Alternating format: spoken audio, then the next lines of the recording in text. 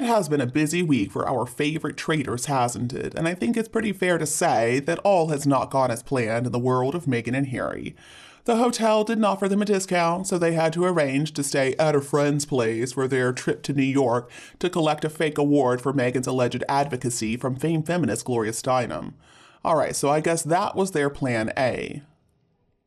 But instead of receiving all the accolades Meghan expected when it was announced that the 2023 Women of Vision Award would be hers, the public and the press response was basically between what's that and wait, why? The New York Times ran a piece by Kirsten Fleming, and its headline read, "Lying Meghan Markle shouldn't be celebrated. Sorry, Gloria Steinem." Oof. In this piece, she made the suggestion that perhaps the committee behind the Women of Vision could benefit from a trip to the optometrist, and that was hardly the only negative opinion piece about this situation. So obviously, the cynicism and negative press both worried and bothered Meghan and her husband. Netflix obligations are always looming, and so the pressure was on to deliver something.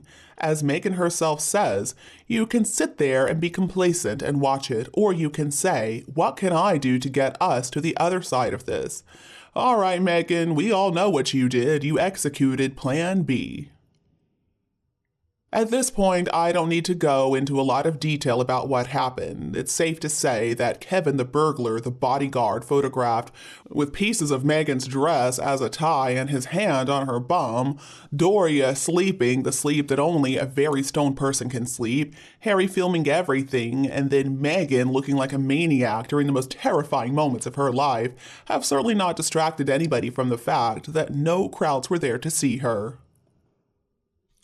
There were only a few press people there, and a heckler too, who was also a member of the press maybe, I'm not sure. But that award night certainly did not live up to its promise for Meghan. Even Gloria had to be propped up.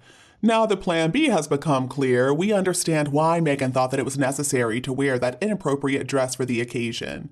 I mean, who shows up to receive a feminist award looking like a streetwalker?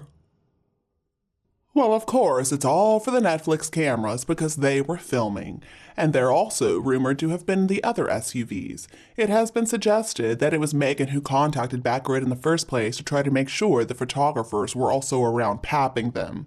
This would also do a lot to explain how Backgrid clapped back through their legal team when they found out they had been tricked by Meghan, and in fact, they were just being set up. But anyway, when the news first came out, the usual schism happened. The sugar spaces were at it first, appalled by this blatant attempt to kill Meghan, which then turned into show me where Meghan actually said that it was a 2-hour chase. But everybody else was too busy laughing because Meghan and Harry's attempts to try to keep some relevance are so incredibly desperate. But how many people were actually keeping a close eye on the undercurrent in this situation?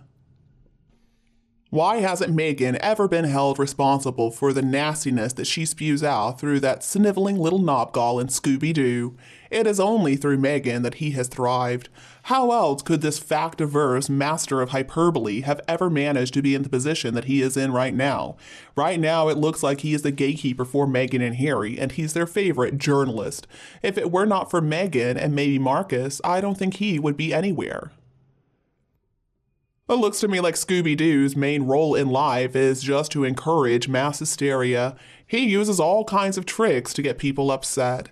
Now, some of his latest rants are absolutely disturbing. Just a bunch of verbal diarrhea that clearly has one goal and one goal only. But actually, it is the responses to his ranting and raving that we need to be looking at.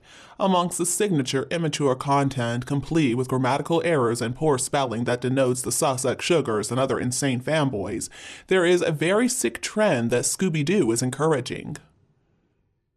What began as a farce that was dreamed up by Meghan or maybe her new PR people or Netflix to get some attention and boost her image has turned into something else altogether when Scooby-Doo explicitly linked that evening's events to the passing of the late Diana.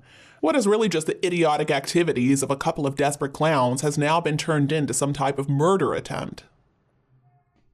And to hear the Sugars tell it, this assassination attempt has been set up by Charles and William, sometimes simply referred to as them, as well as the media and the palace, the government, and even Catherine.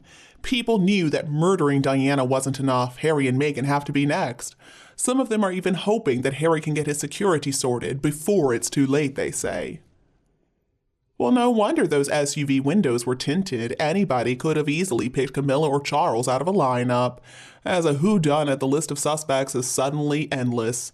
There is a nice little palate cleanser, though, after that Scooby-Doo article from Jan Moore. It's a really nice read. I think the two of them need a good heaping dose of reality forced into their mouths. They are such nasty pieces of work. Most people who read Scooby-Doo's press releases know exactly what the idiots were up to. And no, we cannot compare the situation Meghan and Harry faced to the situation Diana was in. I have been to New York many times, and like so many people, I know what that traffic is like.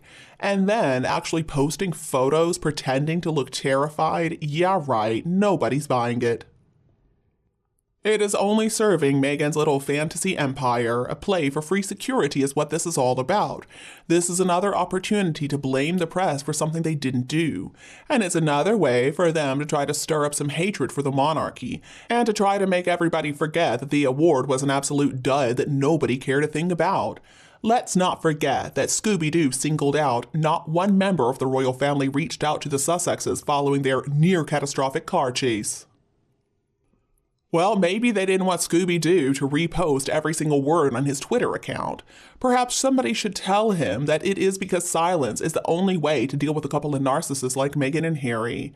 I would assume the priority for the royal family would be to return to the UK just in time to be depicted going about their business if they really are the villains in this scenario. And probably one of the most obnoxious things about Scooby-Doo is that he showed up in court just last week talking about how he didn't know Harry very well, he didn't have his phone number, and now he is saying that no member of the royal family reached out to Harry after they were so scared by the paparazzi. Well, how does he know that? Is he hacking their phones, I wonder? Or could it be that they are employing him? He's incredibly biased, and somehow he is allowed to lie in court on behalf of his employers. It is a question that needs to be answered. But how? It would be reasonable to assume that he would be finished after he used some of his press passes to get a few of the more insane Sussex squaddies within just a few feet of the royals at an event. And his stupid book, which was widely criticized, was proven beyond a shadow of a doubt to have been written with the help of Meghan, and Scooby-Doo has been caught time and time again, showing the exact disregard to fact as Meghan herself often shows. Now, there's a link which the Sugars love to play down, but it is an established one. If only Netflix could see the amazing opportunity they have to make their own independent documentary about their experiences with Harry and Meghan, the setups, the scams, the lies, the desperation for attention and footage, and the slow dawning at headquarters that the two of them didn't have anything meaningful to offer. Now, actually, that would be a great documentary. I would watch it, and it could win an award. And I don't think Meghan would be invited to the award ceremony, would she? There has never been a nightmare like Harry and Meghan affecting both sides of the Atlantic. Meghan and Harry are so much worse than people like Edward and Wallace and Andrew and Fergie, and even the Charles, Diana, Camilla love triangle. Now, in terms of viewing figures, technically I've got to admit that stupid interview they did with Oprah was a success. And in terms of sales figures, that horrible Spare book was also technically a success. The figures cannot be denied. But whether or not they are sustainable on a Netflix series or from a sequel to Spare remains to be seen.